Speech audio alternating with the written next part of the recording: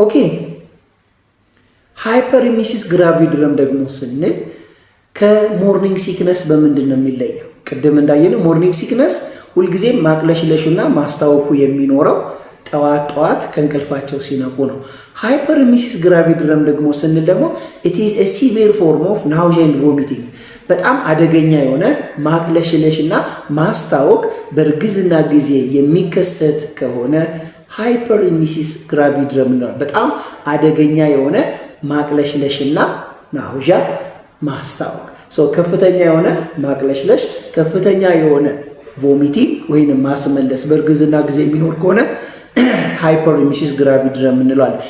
ሃይፐሬሚሲስ ግራቪድረም ከሞርኒንግ ሲክነስ በምንድን ነው የሚለየው ስንል ሃይፐሬሚሲስ ግራቪድረም ፐርሲስታንት የሆነ ቮሚቲንግ ኤንድ ናውዣ አላቸው፣ ማቅለሽለሽና ማስታወክ። ሞርኒንግ ሲክነስ ላይ እንደ ኤርሊ ሞርኒንግ ጠዋት ላይ ነው ችግሩ የሚኖረው። ሃይፐሬሚሲስ ግራቪድረም ደግሞ ስንል ቀኑ ሙሉ ነው። ጠዋትም ሊኖር ይችላል፣ ቀንም ሊሆን ይችላል፣ ማታም ሊሆን ይችላል። እንደዚህ አይነት ምልክቶች ማቅለሽለሽ፣ ማስታወክ በማንኛውም ሰዓት ላይ በእርግዝና ጊዜ የሚከሰት ከሆነ ያ ሃይፐሬሚሲስ ግራቪድረም እንላለን። ሃይፐሬሚሲስ ግራቪድረም በምንድን ነው ካራክተራይዝድ የሚያደርገው ወይንም ከሌሎቹ በምን ይለያል ስንል አንደኛው ከፍተኛ የሆነ ሰውነታችን ውስጥ ያለው ፍሉድ ኤንድ ኤሌክትሮላይት ኢምባላንስመንት ያመጣል። ፈሳሽና ንጥረ ነገሮችን ከሰውነት ሊያስወግድ ይችላል። ስለዚህ ከሰውነታችን ውስጥ ፍሉድ ኤንድ ኤሌክትሮላይት ኢምባላንስመንት በሚኖርበት ሰዓት ላይ ወይም ኢዳር ሎስ ኦፍ ፍሉድ ኤንድ ኤሌክትሮላይት ዴይ ኮዝ ዲሃይድሬሽን። ዲሃይድሬሽኑ ማይልድ ዲሃይድሬሽን ሊሆን ይችላል፣ ሞዴሬት ዲሃይድሬሽን ሊሆን ይችላል፣ ሲቪር ዲሃይድሬሽን ሊሆን ይችላል ዲፔንዲንግ ኦን ናውዣ አስ ዌል አስ ቮሚቲንግ። ይሄ ዲሃይድሬሽን ይሄ ፍሉድ ኤንድ ኤሌክትሮላይት ኢምባላንስመንት ምን ያመጣል ስንል ዌይት ሎስ ያመጣል። ዌይት ሎሱ ደግሞ ኢስ ሞር ዛን 5% ኦፍ ቶታል ቦዲ ዌይት ከቶታል ከጠቅላላ ክብደቷ 5% እና ከዛ በላይ ክብደት ማጣት ካለ ዳት ኢዝ ሃይፐሬሚሲስ ግራቪድረም እንለዋለን። በተቻለ መጠን ሃይፐሬሚሲስ ግራቪድረም ሲምፕተሙ ወይም ምልክቶቹ መቼ ይጀምራል ስንል ከስድስተኛው ሳምንት ኦፍ እርግዝናው ጋር ከስድስተኛው ሳምንት እርግዝና ጊዜ ጀምሮ እነዚህ ሃይፐሬሚሲስ ግራቪድረም የምንለው ማቅለሽለሽና ማስታወክ ወይም ናውዣ አስ ዌል አስ ቮሚቲንግ የምንለው ምልክቶች ልናይ እንችላለን ማለት ነው። አንድ ሴት ሃይፐሬሚሲስ ግራቪድረም ያላት ሴት ምን አይነት ምልክቶች አሉ ስንል አንደኛው ሲቪር የሆነ ወይንም ከፍተኛ የሆነ ናውዣ ኤንድ ቮሚቲንግ ሞር ዛን 3 times per 24 hours ከ3 ጊዜ በላይ ማቅለሽለሽና ማስታወክ በ24 ሰዓት ውስጥ ካለ አንደኛው ምልክት ነው።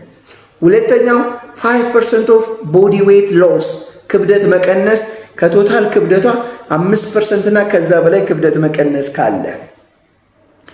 ሶስተኛው ዲሃይድሬሽን ነው። ለምን ስንል ፍሉድ ኤንድ ኤሌክትሮላይት ኢምባላንስመንት ፍሉድ ሎስ አላት። ስለዚህ ፍሉድ ሎስ ስላላት ከፍተኛ የሆነ ኤሌክትሮላይት ኤንድ ወተር ኢምባላንስመንት ስለሚኖር ምን ይፈጠራል? ዲሃይድሬሽን ሊፈጠር ይችላል። ቀደም እንደነገርኳችሁ ማይልድ ዲሃይድሬሽን፣ ሞዴሬት ዲሃይድሬሽን፣ ሲቪር ዲሃይድሬሽን የምንለው። ሌላው ሄዴክ ሊኖር ይችላል። ራስ ምታት ምልክቶችን ልናይ እንችላለን። ሌላው ፍሉድ ኤንድ ኤሌክትሮላይት ኢምባላንስመንት ካለ፣ ፍሉድ ሎስ ካለ፣ ኤሌክትሮላይት ሎስ ካለ በሰውነታችን ውስጥ ያለው የፍሉድ መጠን ምን ያለ ይመጣል?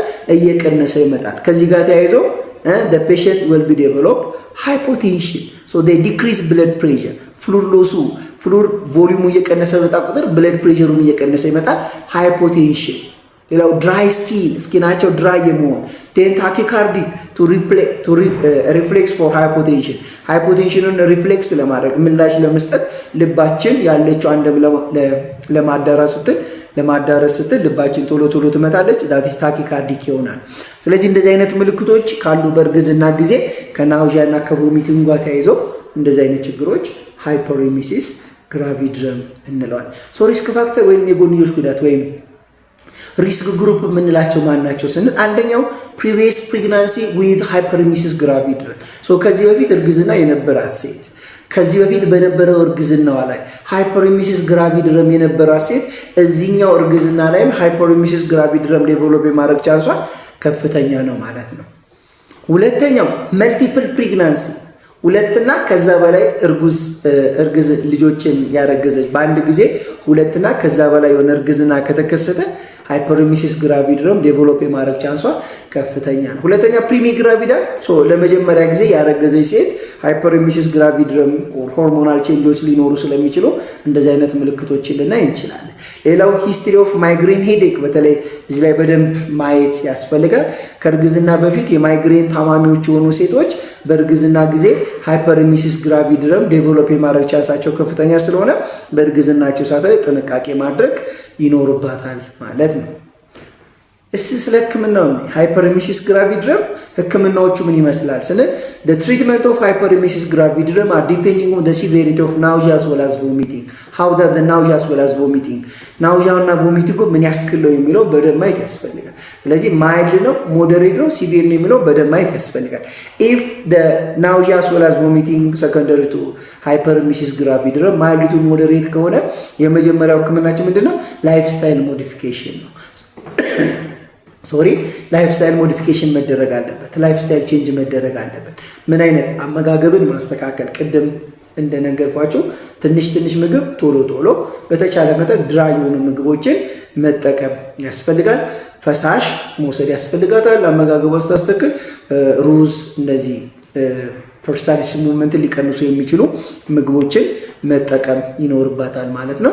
ዳያቴሪ ቼንጅ ማድረግ አለብን። በተለይ እነዚህ ደረቅ ያሉ እንደ ሩዝ አይነት ምግቦችን በደንብ መጠቀም ያስፈልጋል። ሌላው ዲያን አድሚኒስትሪንግ አንቲ ናውዣ አስ ዌል አዝ ቮሚቲንግ ናውዣ እና ቮሚቲንግን የሚከላከሉ መድኃኒቶችን አድሚኒስተር ማድረግ ያኖርብናል። በእርግዝና ጊዜ ናውዣ ቮሚቲንግ በሚኖርበት ሰዓት ላይ ለእርጉዝ ሴቶች ሴፍ የሆኑ መድኃኒቶች አሉ። አንደኛ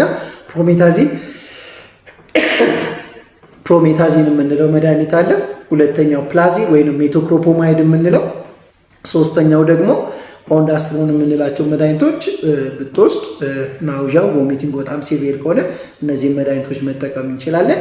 ሌላው ፍሉድ ኤንድ ኤሌክትሮላይት ኢምባላንስመንቷ ሃይፖቴንሽን ኦር ብለድ ፕሬሸሩ የሚቀንስ ከሆነ ታኪካርዲክ ውስጥ የምትገባ ከሆነ የሰውነት በናውዣ እና በቮሚቲንጉ ምክንያት ከሰውነት የወጣውን ኤሌክትሮላይት ሪፕሌስ ማድረግ ስለሚኖርብን አድሚኒስተር ፍሉድ ማድረግ ያስፈልገናል። በተለይ በሪንገር ላክቴት ኦር ኖርማል ሳላይን አድሚኒስተር ማድረግ ያስፈልጋል ማለት ነው። እነዚህ ማይልድ ቱ ሞዴሬት ሳምታይምስ ሲቪር ካይንድ ኦፍ ሃይፐሬሚሲስ ግራቪዳrum በተለይ በእርግዝና ጊዜ የምትቀምሳቸው ምግቦች በጠቅላላ የምትጠጣቸው መጠጦች በጠቅላላ ምንም ሳይረጉ የሚወጡ እናቶች ካሉ ደግሞ ምን እንጠቀማለን?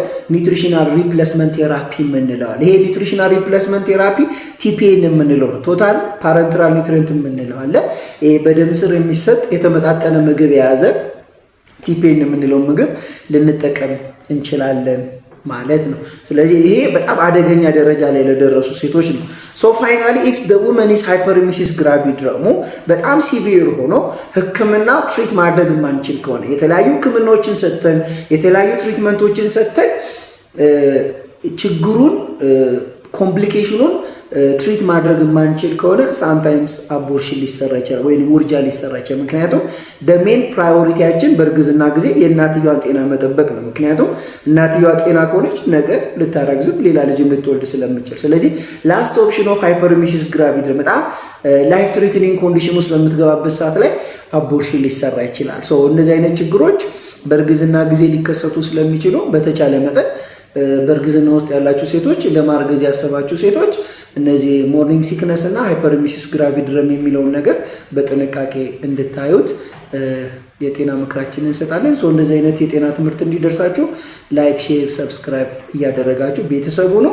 ያው ሽመልስ የሚለው የቲክቶክ ቤተሰብ አለ፣ ዩቲዩብ ቻናል ደግሞ አለ፣ ሊሻን ቲዩብ ይላል። ሰብስክራይብ፣ ላይክ፣ ሼር እያደረጋችሁ ቤተሰብ እንድትሆኑ በሌላ ቪዲዮ እስከምንመጣ ድረስ ሁላችሁም ግን ኮፒ ሊንክ ሼር እያደረጋችሁ እንድጠብቁ መልእክቴን አስተላልፋለሁ። አመሰግናለሁ።